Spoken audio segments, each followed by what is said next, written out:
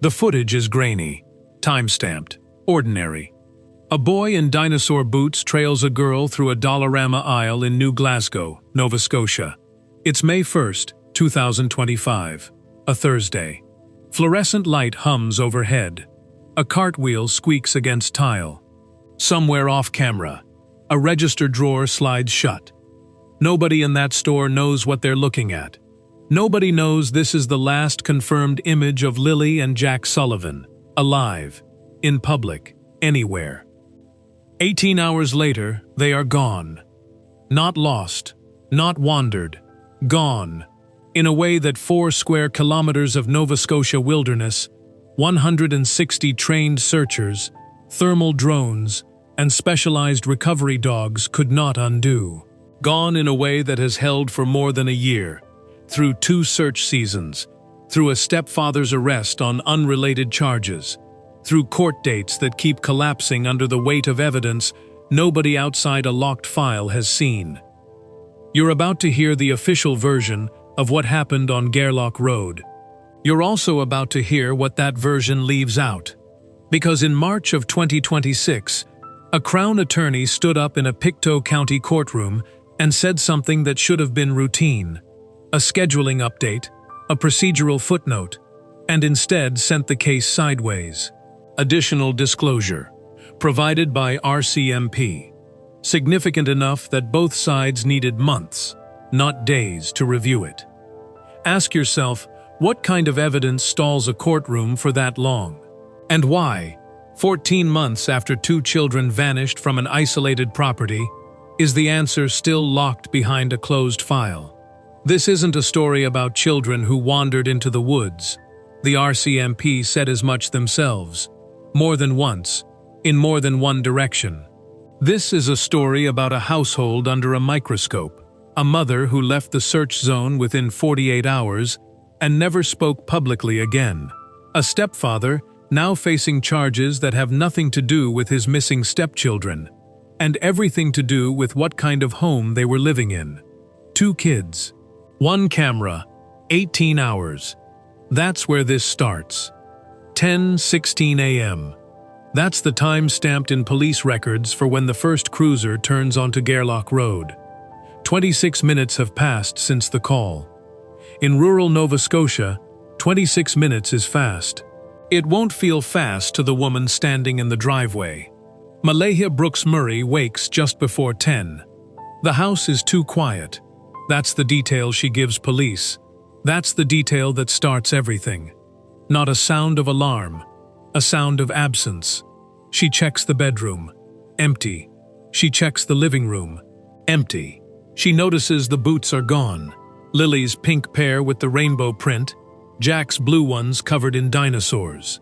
2 pairs of small rubber boots, missing from wherever they're kept by the door. At 10:01, she calls 911. She tells the operator her children must have wandered off into the woods. You need to understand this property to understand what happens next.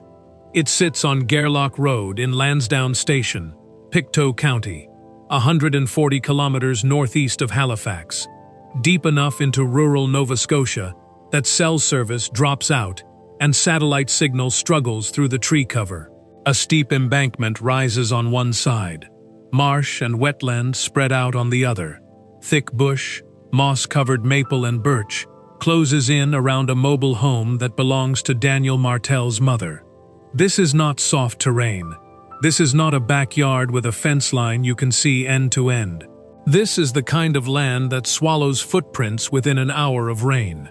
Within a day, this becomes one of the largest search operations in Nova Scotia's history. Investigators move fast, and they move heavy. An initial search zone of 8.5 square kilometers of dense woods, 160 ground searchers, helicopters running thermal cameras over the tree canopy, drones threading between branches, specialized recovery dogs working the underbrush meter by meter. Listen to what that number means. 8.5 square kilometers. That's not a backyard search. That's a full-scale mobilization launched within hours. The kind of response most missing children cases never receive in the first week, let alone the first day.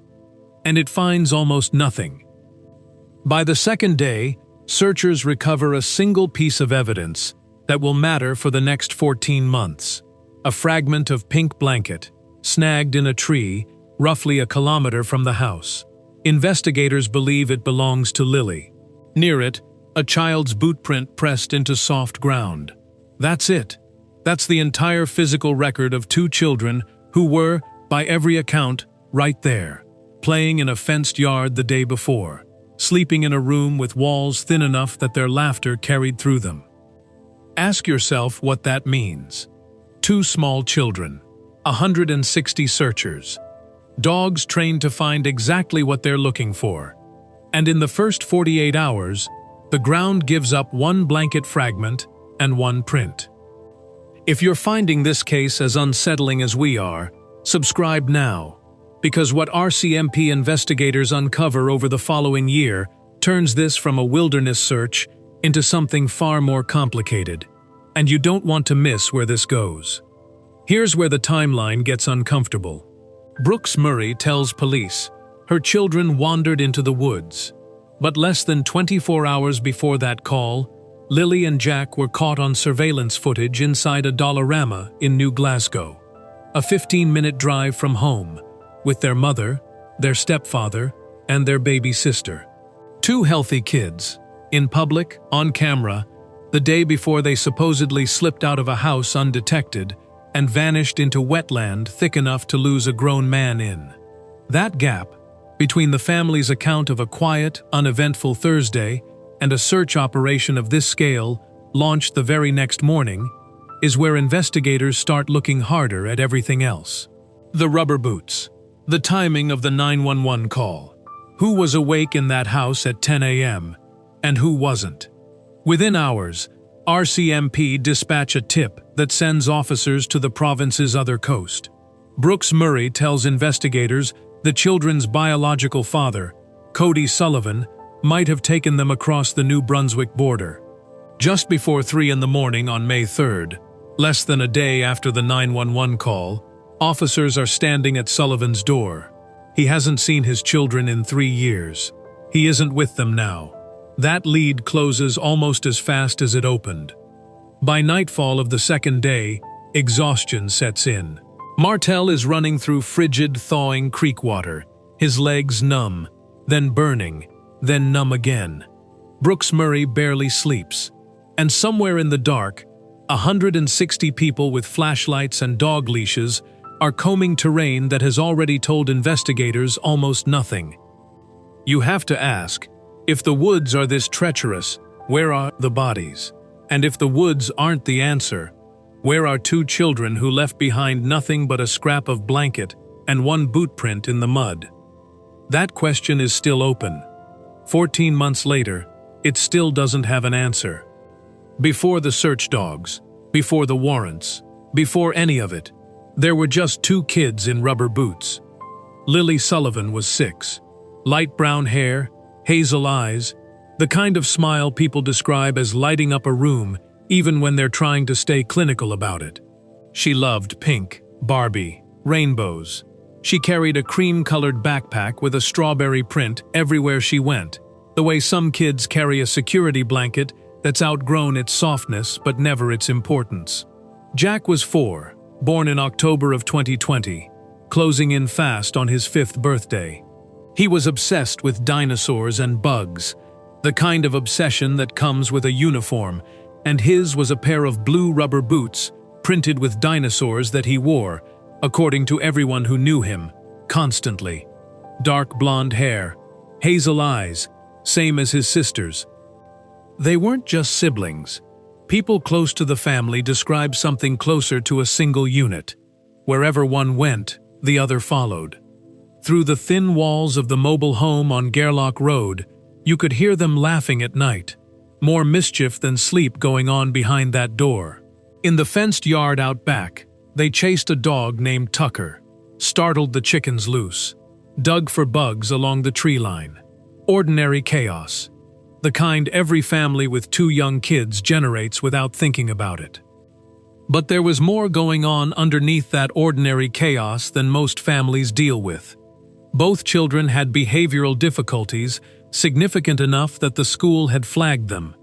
Jack, in particular, had a temper serious enough that teachers called home about it more than once. At home, his mother has said she sometimes found the demands of managing both kids overwhelming enough to call for help. Formal educational assessments, evaluations meant to identify whether either child had a developmental delay, were scheduled for May of 2025. They never happened. Lilly and Jack disappeared before the appointment date arrived. Sit with that for a second. Two children on the verge of a formal evaluation into how they were developing, how they were coping, what kind of support they might have needed, and then gone, before anyone got the answer. Every school morning, when there was a school morning, Lilly and Jack climbed onto a yellow bus for the 20-minute ride to Salt Springs Elementary, a rural school, roughly 20 kilometers west of New Glasgow. They liked school, by every account available. But in the week leading up to May 2nd, they weren't on that bus. They'd been kept home, a cough, according to the family, that started Wednesday and kept them out through Thursday and into Friday morning.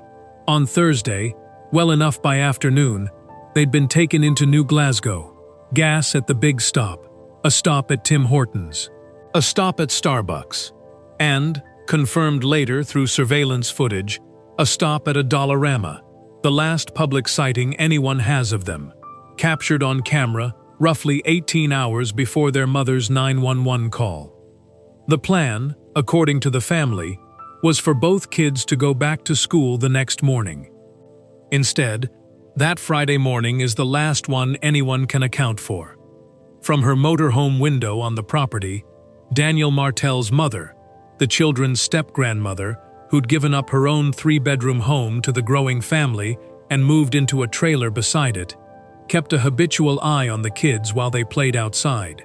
She's told investigators that on the morning of May 2nd, she heard the dog barking at something in the yard, the ordinary sound of Lilly and Jack out among the chickens. It's one of the last domestic details anyone has from inside that household before everything changed.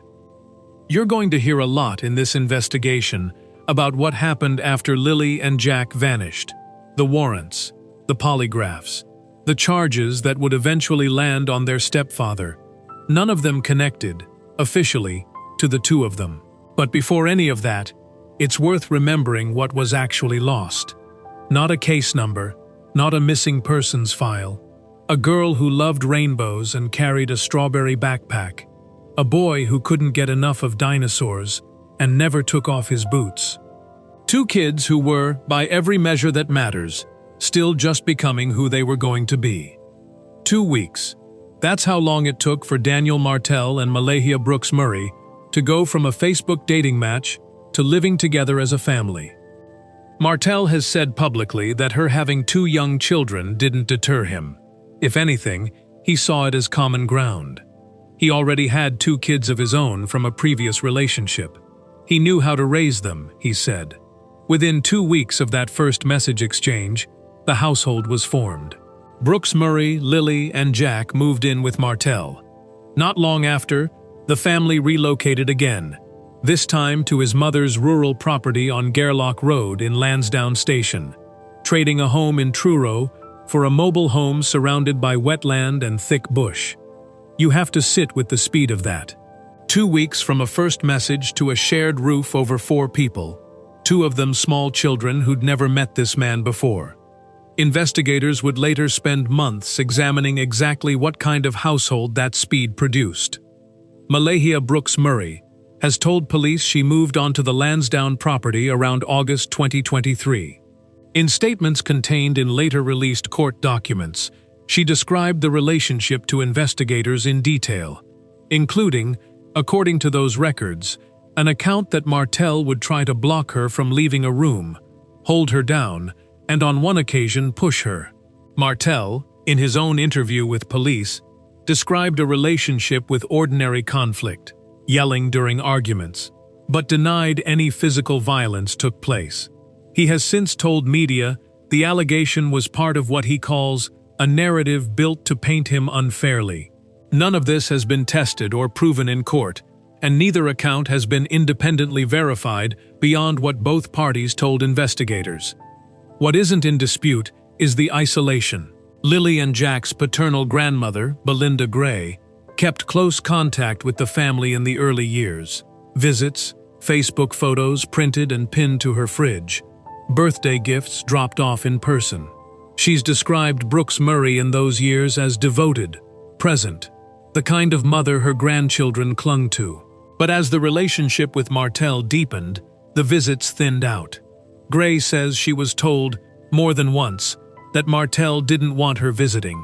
Phone calls became rare, then rarer, chalked up to poor cell service at the new property. By the time the family moved to Lansdowne Station, contact had all but stopped. Gray kept sending gifts. She stopped getting invited. This is the kind of detail that means little on its own. Families drift. Rural cell service really is unreliable in Pictou County. But investigators don't get to treat any single detail in isolation. They have to build a picture from all of them at once. And the picture that started forming in the weeks after Lilly and Jack disappeared included a household that had grown steadily more closed off from outside eyes in the 2 years leading up to it. That's part of why, starting in mid-May of 2025, investigators didn't limit themselves to the woods. Between May 16th and July 16th, RCMP sought and executed 12 separate search warrants, judicial authorizations to seize and examine materials and digital devices connected to the property and the people living on it. Phones, records, anything that might reconstruct the household's last weeks in detail investigators couldn't get from interviews alone. Among the items seized, the children's own toothbrushes, taken not as evidence of a crime, but as a DNA reference point, something to match against, if and when anything else turned up. 12 warrants in 9 weeks is not the pace of a routine wellness check. It's the pace of investigators building a case file from the inside of a house, in parallel with searchers combing the land outside it. Ask yourself what that tells you. A search operation running at full scale through the wilderness, and at the same time, a separate and quieter operation working through phones, records, and the family itself. 2 investigations moving simultaneously, one looking for 2 children in the trees, the other trying to understand exactly what kind of home they'd disappeared from. Thursday, May 1st, 2025, starts like a sick day. Lilly and Jack had been kept home from Salt Springs Elementary, a cough that had knocked them out of school since Wednesday, when there'd been no classes anyway due to a professional development day for teachers. By Thursday afternoon, both kids seemed well enough to leave the house. The family loaded into the car. Brooks Murray, Martell, their 1-year-old daughter Meadow, and Lilly and Jack. They drove into New Glasgow, gas at the big stop, a stop for coffee, and, sometime that afternoon, a stop inside a Dollarama. Ordinary errands, the kind that leave no impression on anyone living them. Except this time, a store camera catches it. 2 kids trailing their parents down an aisle, one in dinosaur boots, one holding what witnesses would later describe generally as a young girl in her siblings' company. It's mundane. It's also, as investigators would only confirm publicly weeks later, the last confirmed sighting of Lilly and Jack Sullivan anywhere. According to police records, the family made it home by around 10:19 that night. The plan for Friday, according to what Martell has told media, was simple. Both kids were well enough. They'd go back to school. Here's where the timeline tightens into something you have to pay attention to. Just after 6 that Friday morning, Brooks Murray opens an app on her phone, the same one the school uses for absence reporting, and marks both children absent again. Not because they're sick. Investigators have never been told a clear reason why a mother, who'd just spent Thursday confirming her kids were well enough for a family outing, would keep them home a second day running. She goes back to sleep, Martell and baby Meadow beside her. Through the walls, she and Martell would later tell police they could hear Lilly and Jack playing. From her motorhome window, Martel's mother says she was lying in bed after a phone call with her brother when she glanced outside and saw her daughter-in-law standing alone in the driveway, baby Meadow on her hip. Minutes later, that same woman is on the phone with police. Brooks Murray wakes for good just before 10. The house doesn't feel right. Too quiet, she'd later tell investigators. She checks the children's room. Empty. She checks the living room. No television, no cartoons, no kids. Then she notices the boots are missing from wherever they're kept. Lily's pink pair, Jack's blue dinosaur pair. She goes outside. No sign of them in the yard. From the end of the driveway, she can see up and down Gairloch Road in both directions. Nothing. At 10:01 a.m., she calls 911. She tells the operator her children have likely wandered into the woods. 26 minutes later, RCMP officers are on scene, walking into a household where Martel, his mother, and nearby family members have already started fanning out through the bush on their own, calling the children's names into terrain that swallows sound as fast as it swallows footprints. You need to hold two facts in your head at the same time here, because investigators certainly did. Fact 1. Less than 18 hours before that 911 call, Lilly and Jack were captured on camera, healthy, in public, with their whole family. Fact 2. Sometime in the narrow window between roughly 6 and 10 that Friday morning, while at least 2 adults were in the house, 2 children old enough to know the rules of that yard, old enough to know not to leave the fence line, vanished completely. 18 hours. That's the entire distance between the last image anyone has of Lilly and Jack Sullivan and the moment their mother realized the house had gone quiet. By the time the sun sets on May 2nd, the search for Lilly and Jack Sullivan has already become one of the largest in Nova Scotia's history. Within hours of that 911 call, RCMP mobilizes an initial zone of 8.5 square kilometers of dense wilderness, thick maple and birch, moss-covered ground, wetland bogs thick enough to swallow a boot whole. 160 ground searchers move through it. Helicopters run thermal imaging over the canopy. Drones weave through the tree line. Specialized recovery dogs work the underbrush meter by meter, trained to find exactly what searchers are afraid they'll find. It produces almost nothing. On the second day, searchers recover a fragment of pink blanket, snagged in a tree roughly 1 kilometer from the property. Investigators believe it belongs to Lilly. Near it, pressed into soft ground, a child-sized boot print. Weeks later, a second piece of that same blanket turns up. Not in the woods, but in a trash bag at the end of the family's own driveway. Both fragments are sent for forensic testing. Boot print castings, taken from clumps of prints in 2 different sizes, found along a nearby pipeline corridor in the search's first days, go into evidence alongside them. Investigators also collect a sock, a piece of purple fabric, and scat samples pulled from the search zone. Material that has to be tested just to determine whether it's animal or human before it can tell anyone anything at all. That's the entire physical record. 14 months of searching. And what the ground gives up amounts to a blanket in 2 pieces, a scattering of boot impressions, and fragments too small to build a story from. But the physical search is only half of what's happening. On May 31st, nearly a month after the disappearance, a woman named Natasha Haywood contacts RCMP.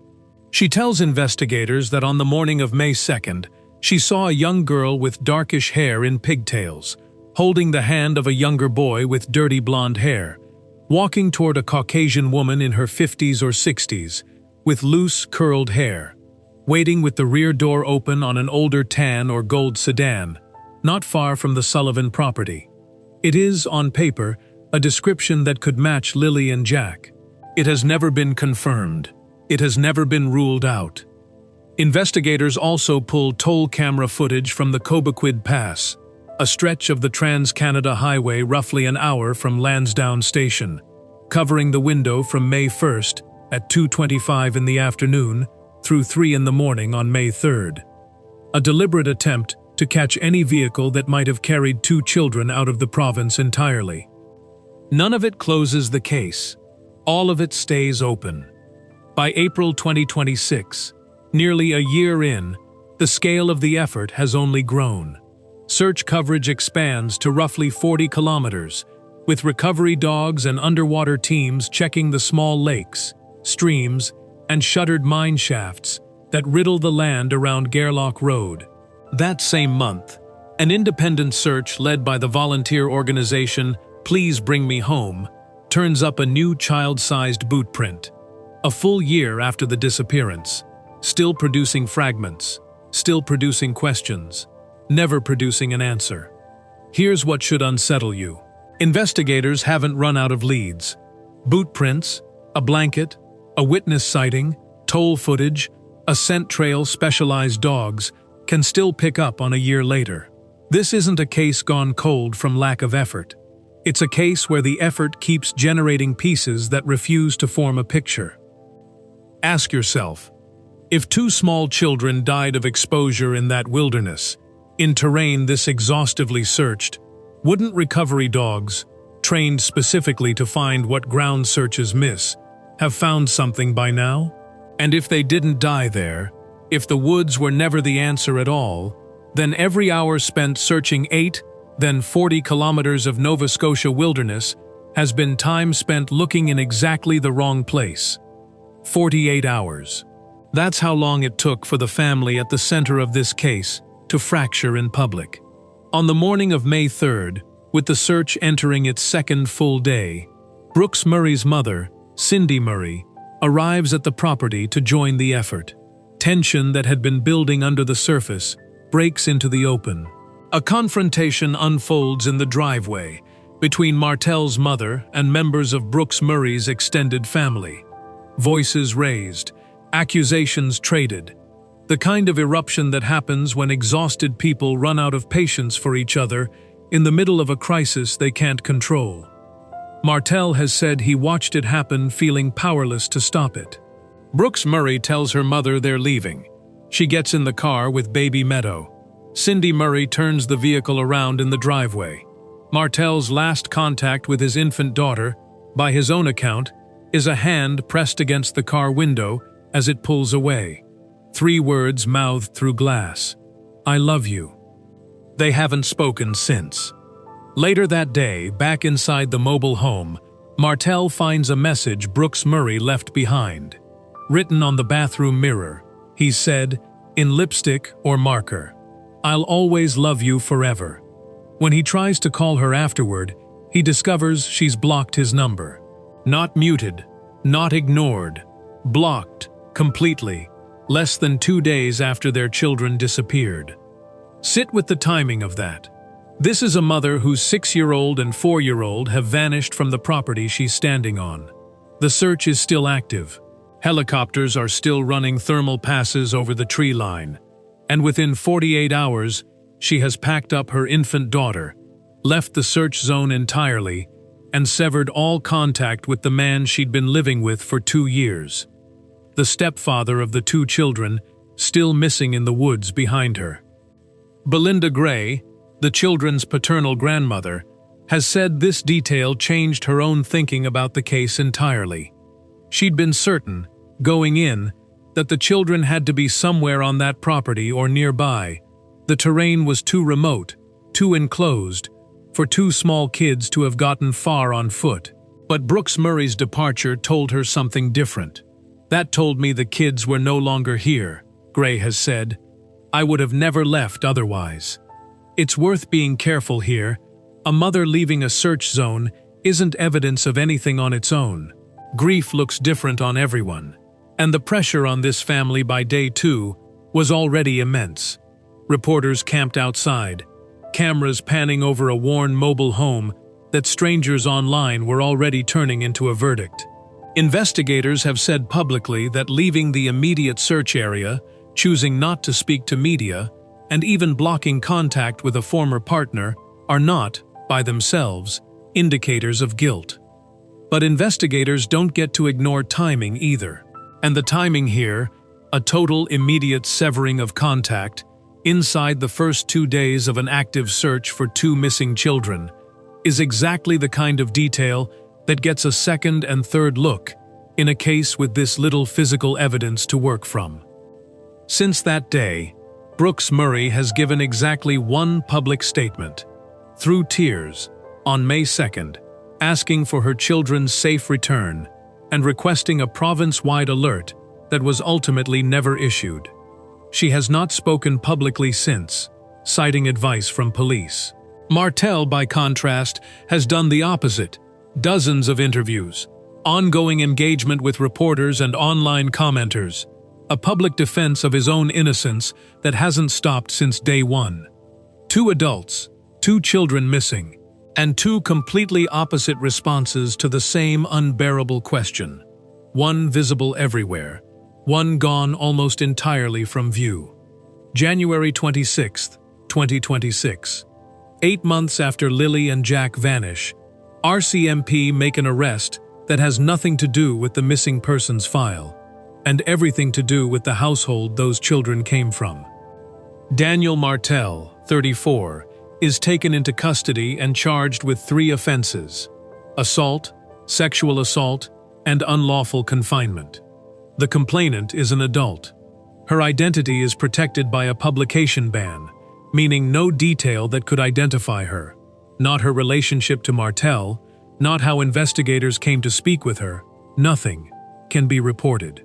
What can be reported is this: RCMP have stated explicitly, more than once, that these charges are unrelated to the disappearance of Lilly and Jack Sullivan. Martel is released on conditions. He denies the allegations. In comments to media, he's described them as part of what he calls a narrative constructed to paint him unfairly, the same language he's used to describe public suspicion about the children's disappearance itself. None of the 3 charges have been proven in court. Under the law, he remains presumed innocent, unless and until that changes. Here's what makes this chapter of the case difficult and important to get exactly right. The window of time these charges cover, laid out by Crown Attorney Bill Gorman in court as stretching back beyond 12 months, overlaps directly with the period Lilly and Jack were living in that household. Not adjacent to it, inside it. That overlap doesn't prove anything about what happened to the children. Investigators have been careful, publicly, not to draw that line themselves. But it's the reason this case, which had been quietly stalled for months, exploded back into national attention the moment the charges became public. Martel's first court appearance comes on March 2nd, 2026. The courtroom in Pictou is full. Reporters, members of the public, cameras outside. He appears before Judge Cameron McKean. The hearing lasts only minutes before it's adjourned. Outside, he declines to comment. It's worth pulling back here to something investigators had already surfaced months earlier, in January, when a separate batch of court documents tied to the missing children case itself was unsealed. In an interview conducted with Brooks Murray back on May 9, 2025, 1 week after the children disappeared, she described her relationship with Martel to police in detail. According to those documents, she told investigators he would try to block her from leaving a room, hold her down, and that on one occasion he pushed her. Martel, in his own interview, described a relationship with ordinary arguments and yelling, but denied any physical violence occurred. 2 accounts, directly contradictory, both given to the same investigators, 7 days after 2 children vanished from the home where both of those accounts are set. This is the moment in the investigation where a case that had spent 8 months publicly insisting there was no evidence of criminality started to look a lot more complicated than that phrase suggested. Michael Arntfield, a former police detective who's followed the case closely, has said the RCMP's careful wording matters here. When police say there are no reasonable grounds for a criminal offense, that's not the same as ruling a crime out. It means there isn't enough evidence yet for an arrest connected to the children specifically. It doesn't mean investigators have stopped looking at everyone in that household, including the 2 adults who lived in it. Ask yourself what it means that a formally separate case, an adult complainant, a publication ban, charges that RCMP insist have nothing to do with two missing children, has done more to reshape public understanding of that household than almost anything from the missing persons file itself. Not because it proves anything, because it forces a question. If the allegations described in that May 2025 interview are true, what was it actually like to be a small child living inside that home in the months before you disappeared? We don't get to answer that question yet. Neither, as it turns out, does the court. There are more than 800 open investigative tasks tied to this case. That's not a figure from a true crime forum or an amateur sleuth spreadsheet. That's Nova Scotia RCMP, on the record as of April 2026, nearly a year after Lilly and Jack Sullivan disappeared. 800 separate threads of active work, still being pulled on, still unresolved. By that point, the numbers behind this investigation are staggering on their own. More than 106 formal interviews conducted, over 1,066 tips logged and assessed, more than 8,000 individual video files reviewed, trail cameras, surveillance footage, dash cams, doorbell recordings, anything that might have caught two children or a vehicle or a moment that matters. RCMP's own sworn affidavit describes investigators leveraging technology-based investigative techniques, specialized drones, advanced video review software, specifically to support the case and locate the children. This is not a department that gave up. This is not a file gathering dust. Staff Sergeant Rob McCammon, the officer overseeing the investigation, said in April 2026 that a tremendous amount of careful, deliberate work continues every day, from people stationed at home and from RCMP units in other parts of the country entirely. And in that same period, he offered one of the most sobering assessments given publicly in this case. The chances Lilly and Jack are still alive, he said, are very slim. That statement alone marks a shift. For the better part of a year, RCMP's public language stayed careful, neutral, procedural, a missing persons investigation, no evidence of abduction, no evidence of criminality. McCammon's words in April 2026 are the first time that carefully maintained distance narrows into something closer to an admission. And then, less than a month later, everything slows down again, for a different reason entirely.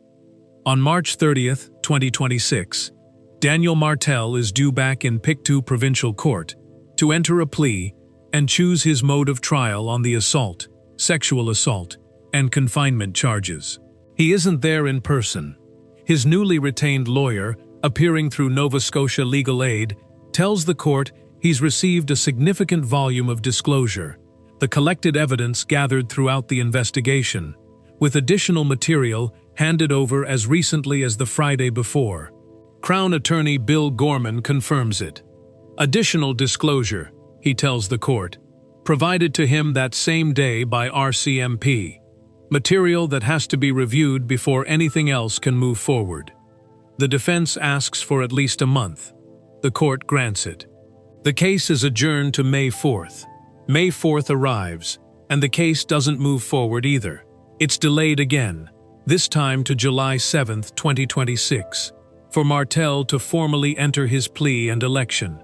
2 adjournments in a row, both tied to the same word, disclosure. Evidence significant enough, repeatedly, to stall a routine procedural hearing for months at a stretch. Here's the distinction worth sitting with. Because it's easy to blur, and it matters. RCMP has never said this disclosure connects to the missing children investigation. The charges against Martel are formally, legally separate. An adult complainant, protected by a publication ban, a case built around an entirely different set of allegations.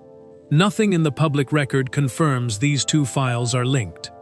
But nothing rules it out either. And that's precisely the gap this case keeps living inside. Gorman himself acknowledged, in open court, that the level of public interest doesn't determine whether a prosecution proceeds. but that it is, in his words, certainly a factor. A Crown attorney doesn't say that about an ordinary case involving an unnamed complainant. He says it about a case that has become inseparable, in the public eye, from two missing children whose file happens to still list more than 800 open tasks. So here's where this leaves us, heading into the middle of 2026. One investigation, months old, insists there's no evidence of criminality, while quietly running an operation the size of a small department's entire annual caseload. Another case, legally distinct, keeps getting delayed for evidence too significant to rush through. Two files, two sets of unanswered questions, and somewhere between the disclosure sitting in a defense lawyer's office and the 800 tasks still open on an investigator's desk, the truth about what happened to Lilly and Jack Sullivan is still waiting to surface. Strip away the court dates and the case numbers, and what you're left with is a handful of competing explanations. And every single one of them has a hole big enough to drive a truck through. The first theory is the one investigators opened with, and technically still haven't closed. The children wandered off. Two young kids, curious, unsupervised for a window of minutes, slipping past a yard they knew not to leave, and into wetland and forest that, once entered, gives almost nothing back. It's the theory that matches the terrain. Steep embankments, bog, thick, disorienting bush where sound doesn't carry, and landmarks don't exist.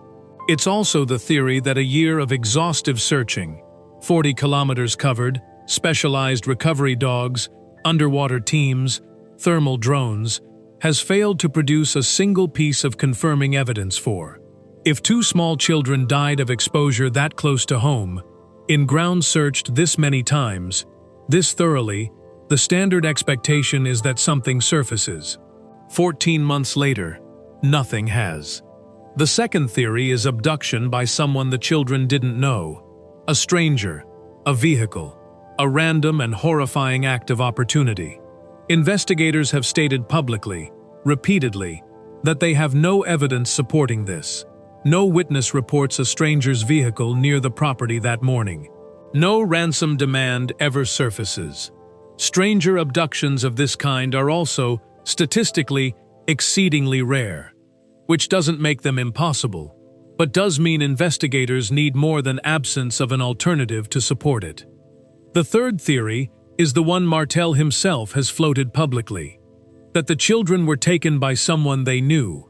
When pressed by reporters to say who, specifically, or how two children could be kept hidden and undetected for over a year without a single credible sighting confirmed, he's had no name to offer and no answer for how it could be sustained this long.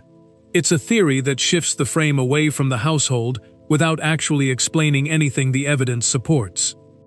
The fourth theory is the one nobody involved wants to say out loud on camera, and the one investigators can't rule out either.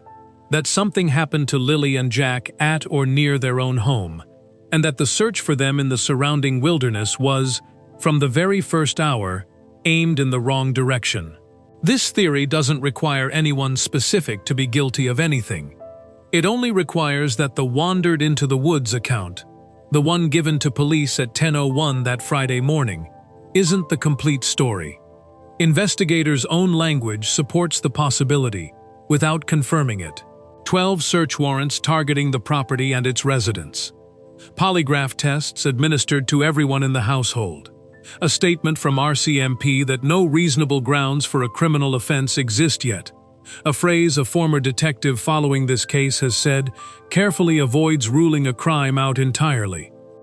It's worth pausing on a case that unfolded not far from here, because it shapes how you should weigh everything else in this chapter. In Truro, 3-year-old Dylan Eller disappeared in May of 2020, playing in his grandmother's backyard near a fast-moving river.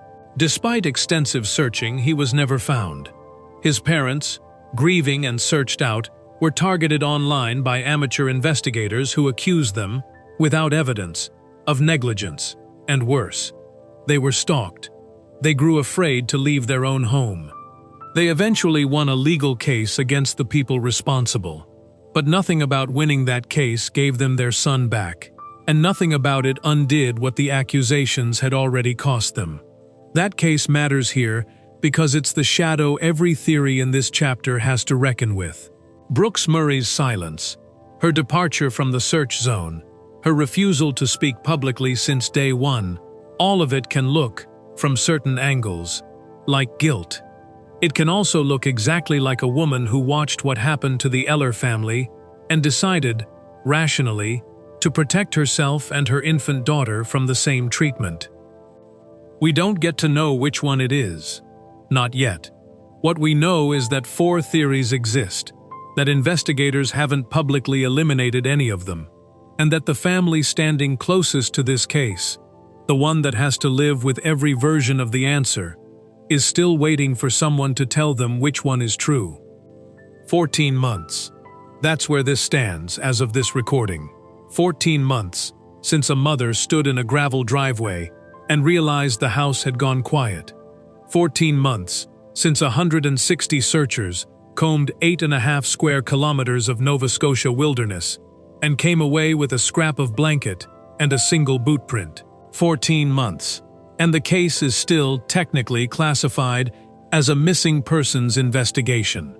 Not a homicide. Not officially a criminal matter. Despite an operation with more than 800 open tasks, over 100 formal interviews, and a staff sergeant willing to say, on the record, that the odds Lilly and Jack are still alive are very slim. Daniel Martel's case sits in a kind of legal limbo of its own. After 2 consecutive adjournments, first to May 4th, then again to July 7th, 2026, he's still waiting to formally enter a plea on charges of assault, sexual assault, and unlawful confinement, charges that remain, by RCMP's own account, unconnected to his stepchildren's disappearance. None of it has been proven. All of it remains open. Malahia Brooks Murray has not given another public interview since the day her children vanished. Belinda Gray, their paternal grandmother, has said publicly that she wants answers, and that she's tired of watching this case fade in and out of headlines without resolution. And every May, as the anniversary approaches, family and community members still gather, not to mark an ending, but to make sure Lilly and Jack don't quietly become one more unsolved file in a drawer somewhere. One of those family members, standing outside the Pictou courthouse this past spring, put it simply. They're coming up on a year, she said, and it's been hard. But they're not giving up. Nobody in that family is giving up, and neither, by every indicator available, is the RCMP, even if the case's official language hasn't caught up to what the department's own resources suggest they now believe. So here's where we're left. A pink blanket, tested and retested. A boot print pressed into wet ground, and then another one, found by volunteers a full year later. 12 search warrants, 106 interviews, 8,000 video files, a witness sighting that's never been confirmed or ruled out, a courtroom in Pictou that keeps adjourning around a word, disclosure, that nobody outside that file has been allowed to define, and 2 kids, 6 and 4 years old, who were seen on a Dollarama security camera 18 hours before they disappeared, and haven't been confirmed seen by anyone since. If you were the lead investigator on this file, knowing everything you know now, the timeline, the household, the charges, the disclosure still working its way through the courts, where would you be looking? What question would you be asking that hasn't been asked yet? Tell us in the comments. This case is still open, which means the people investigating it are still listening for exactly the kind of detail an ordinary viewer might remember and a stranger might not think to report. If this case matters to you, if you believe Lilly and Jack deserve an answer, not just a headline, subscribe to this channel. We follow the disclosure. We follow the court dates. We don't stop when the story goes quiet. And this one has gone quiet more than once already. Somewhere, someone knows what happened on Gairloch Road that Friday morning. Until that changes, we'll keep asking the question this case still hasn't answered. Where are Lilly and Jack Sullivan?